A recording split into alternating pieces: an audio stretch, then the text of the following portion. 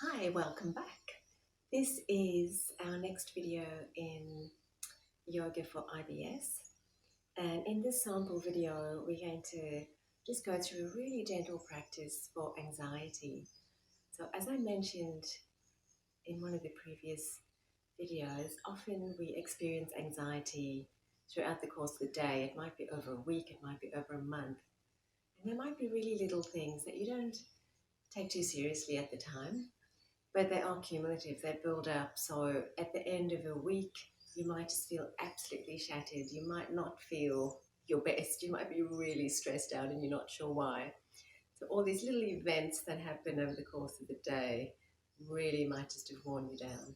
So as we know, and being an IBS sufferer myself, I know that stress and anxiety can play a very big part in your gut health and in how often you have flares. As we take a practice to reduce our stress, we also, through deep breathing, we activate our parasympathetic nervous system. A whole bunch of hormones are released, and they are beautiful healing hormones that will help you reduce inflammation, particularly helpful now for IBS.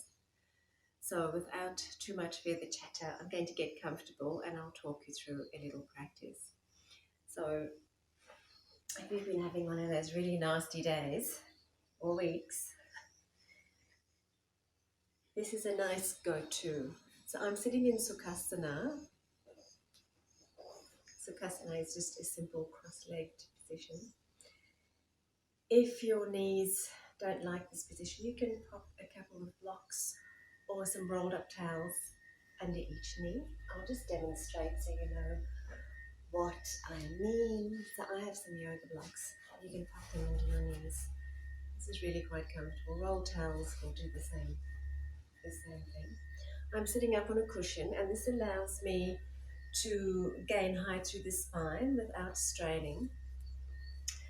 My personal favorite is Siddhasana. So I have the heels, one heel pulled into the groin and the other foot just above it. This is the most comfortable position for me. You might like it too. So we're going to stimulate the heart and pericardium points through the arms, triple warmer points in the shoulders, and also some bladder points in the neck. We start by turning the shoulders in and flexing the wrists. Turn the shoulders out, extend your wrists, push with the heels of your hands. We bring the backs of the hands together, roll the fingers up, palms together, and the arms up, and slowly release the palms. It's really restful, beautiful. You can link your breath. Actually, you may find as you move through this little sequence that your breath will naturally slow down. So I would do at least 8 to 10 rounds of this little practice. I'll do it once more. And as you twist and turn through the shoulders, you'll feel the insides of your arms moving, and this is going to stimulate those acupressure points.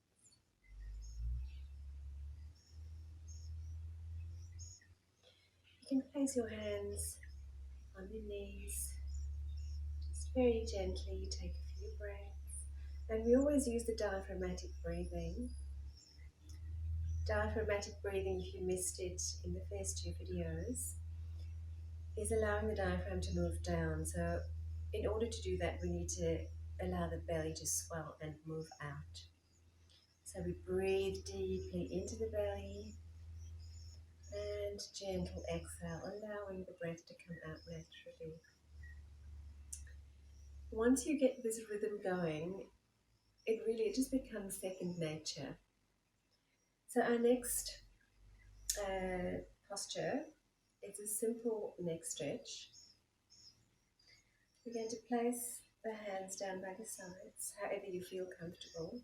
We want to push down with the hand so you feel a little bit of tension through your shoulder. So we might start with the pushing down through that left hand first. We're going to take the right ear to the right shoulder. Come to a neutral position. We go to the other side, pushing down with the right hand and gently taking the left ear to the left shoulder. So as you do this, you might feel that there's some movement out through the top of the shoulder. This is exactly what we want to stimulate the triple warm-up points. Then bringing the hands, and you can repeat this as many times as you feel is necessary. Bringing the hands to the knees. We're going to draw the chin down and the head back. And then just allow your head to drop forward just a little bit, so that you feel a very gentle tension and stretch through the back of the neck. So from the base of your skull down your neck. This is very stimulating for the blood meridian.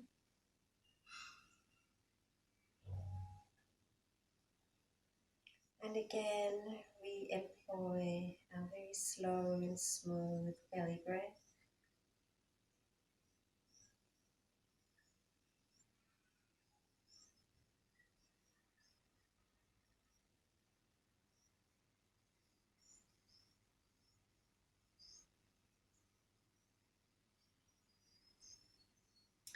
And you can do this as many times as you feel is comfortable for you. To finish your practice, we can bring the thumbs to the center of the chest, so right into your breastbone. Bring the hands together. It's like a little prayer posture, but we're putting some pressure on the breastbone. And again, we're stimulating a conception vessel point. It's very beneficial for anxiety. And if it's comfortable, if you feel comfortable, you can shut your eyes. You can focus on your belly breathing. And you might want to stay here for 4 to 6 breaths, longer if you feel necessary.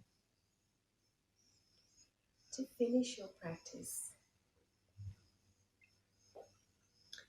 with hand-slowing prayer, you might want to just bring the fingertips to your third eye, putting gentle pressure on this point.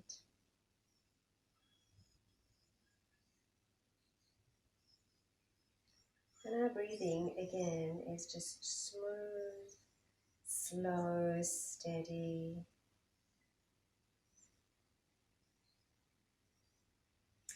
You can stay in that pose for as long as you feel comfortable. And so we've gone through a combination of acupressure points that are extremely beneficial for anxiety. If all else fails, you could take Shavasana.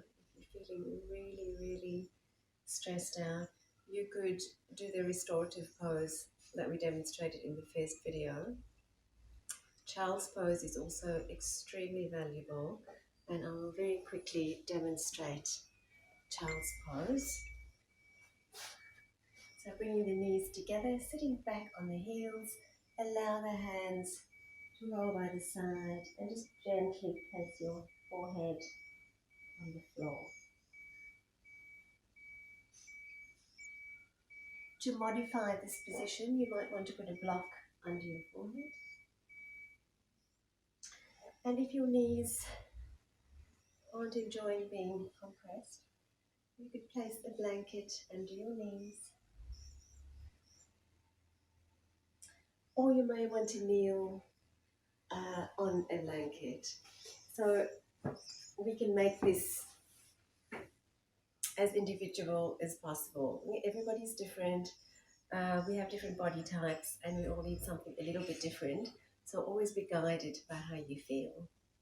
I hope you've enjoyed these introductions to how a yoga can support your IBS. And I'm hoping to see you very soon. Take care. Have a wonderful day. Namaste.